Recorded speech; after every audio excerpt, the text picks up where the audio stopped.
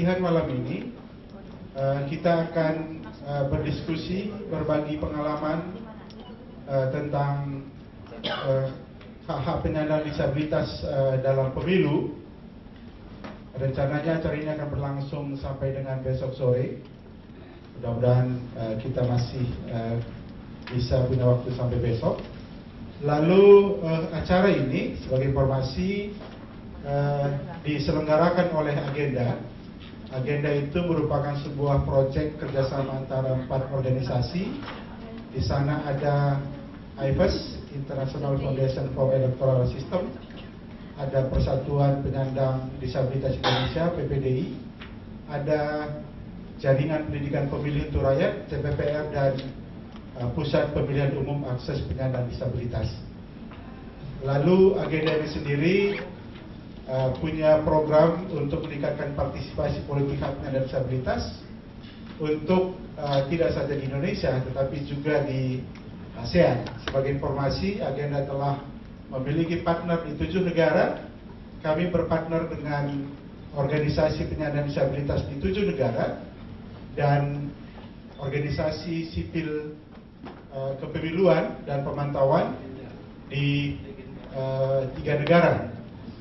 Lalu agenda juga memiliki beberapa program selain pelatihan ini. Kami juga melakukan riset tentang kepemiluan di 7 negara. Kami juga membangun website tentang pemilu yang aksesibel bagi penyandang disabilitas yang bisa diakses oleh semua pihak secara publik, ya. Jadi banyak informasi tentang pemilu berkaitan dengan hak penyandang disabilitas. Lalu harapan dari pelatihan ini, kami berharap ada tujuan yang ingin kami capai, yang ingin kita capai bersama. Yang pertama adalah kami berharap bahwa dengan pertemuan kita pada malam hari ini, kita akan berbagi pengalaman tentang isu kepemiluan. Yang berikutnya, kita berharap ke depan ada sistem kepemiluan yang memberikan kemudahan bagi semua pemilih, tidak hanya penyandang disabilitas, tapi semua pemilih termasuk lansia dan wanita hamil. Lalu berikutnya, kita berharap juga dari pelatihan ini akan muncul satu standar layanan dan bantuan bagi voter-voter disabilitas, bagi pemilih-pemilih disabilitas. Jadi ada standar layanan, standar bantuan apa yang sebaiknya kita berikan ketika kita melihat ada penyandang disabilitas yang datang ke tempat pemungutan suara.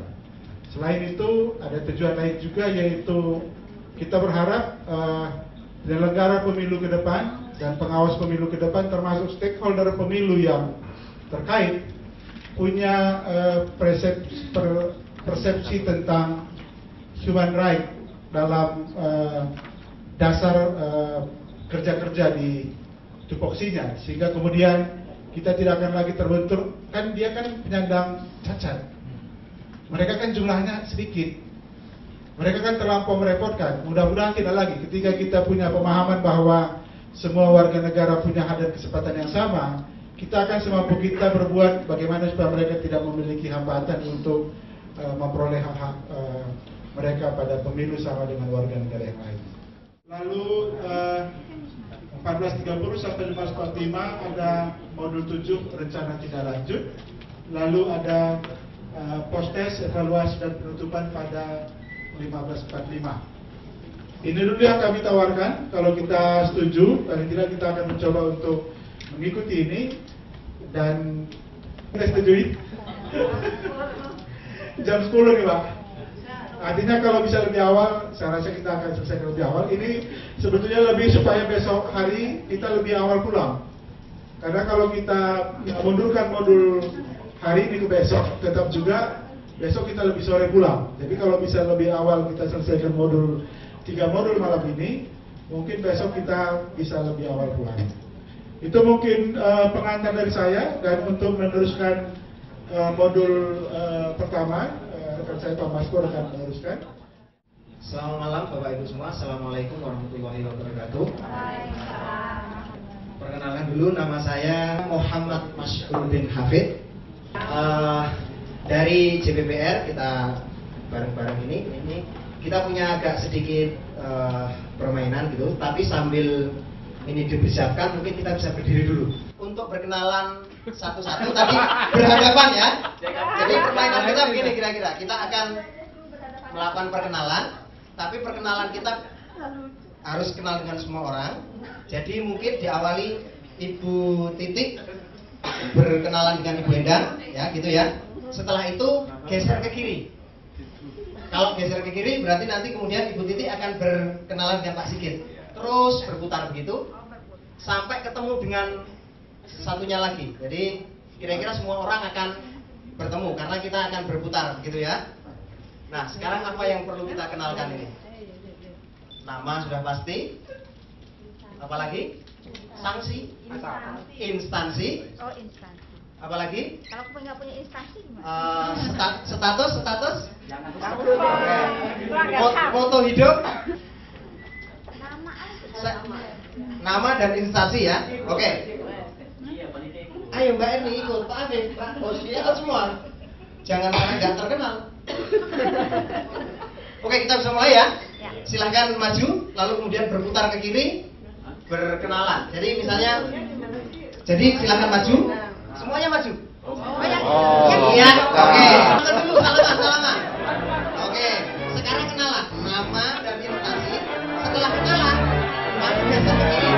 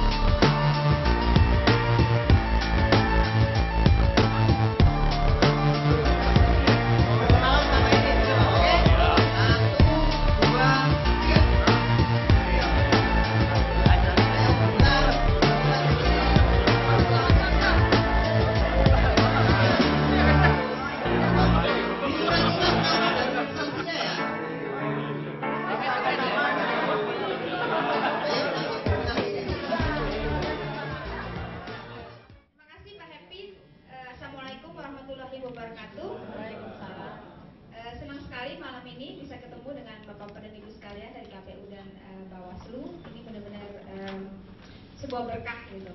Tapi saya sebelum memulai sesi 2 ini mengenai hak asasi secara umum, ingin menggabung Bapak-bapak dan Ibu-ibu sekalian, dibagi jadi 4 kelompok karena ada 4. Jadi kita melakukan sesi ini dengan melalui sebuah kasus.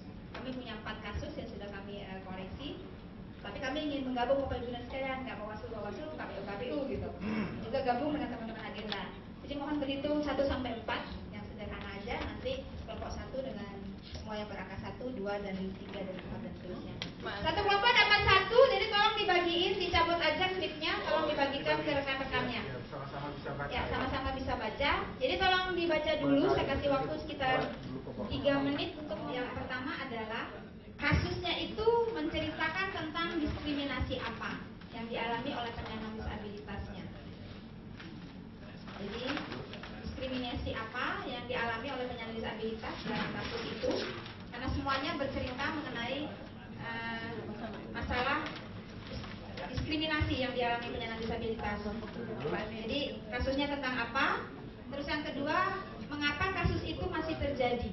Yang ketiga, pertanyaan terakhir adalah menurut teman-teman satu kelompok, masing-masing kelompok, itu siapa sih sebenarnya yang bertanggung jawab supaya diskriminasi itu tidak terjadi lagi? Yang ketiga, siapa penanggung jawab supaya diskriminasi itu tidak terjadi lagi? Itu saja 3 pertanyaannya. Ya, silakan satu orang menjadi penulis. Kurang lebih 10 menit. Silakan.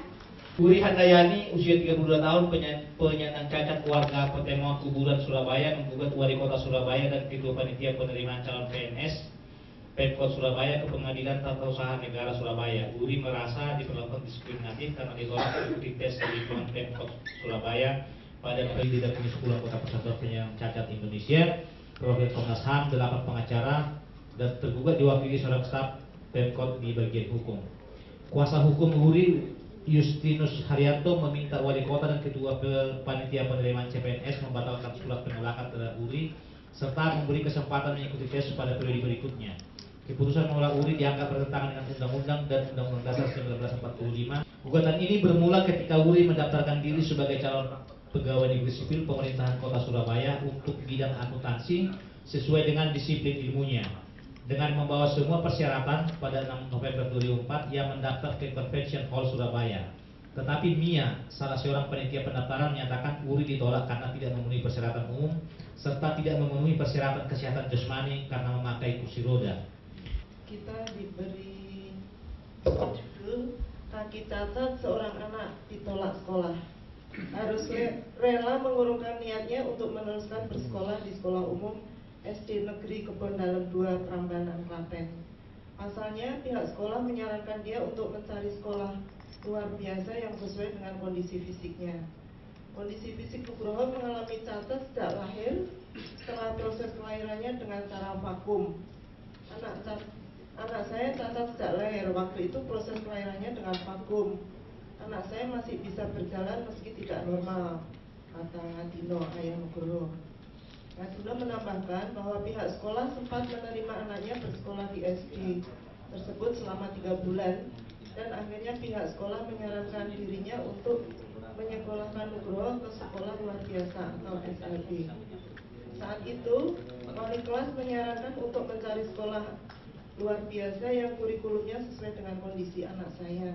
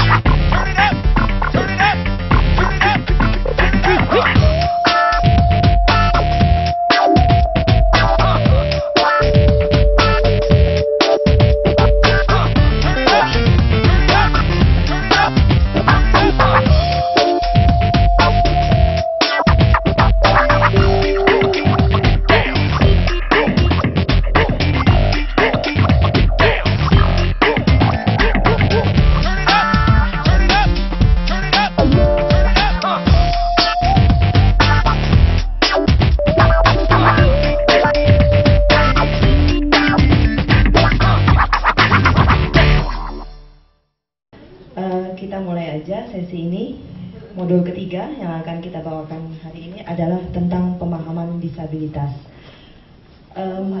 Saya mungkin di sini akan bicara lebih pelan karena ada rekan kami yang tunarungu, jadi saya mungkin akan bicara lebih pelan agar beliau juga dapat memahami sesi yang akan kami bawakan sekarang. Baik, gimana kabarnya Bapak Ibu? Tidurnya nyenyak? Makannya enak? Ya, alhamdulillah ya. Walaupun pesertanya kayaknya tidak sebanyak yang kemarin, tapi kita mulai aja ya. Jadi untuk modul ketiga ini kita akan membahas tentang memahami disabilitas. Dari kemarin kita menggunakan kata disabilitas, disabilitas, disabilitas. Kenapa sih kita menggunakan kata disabilitas?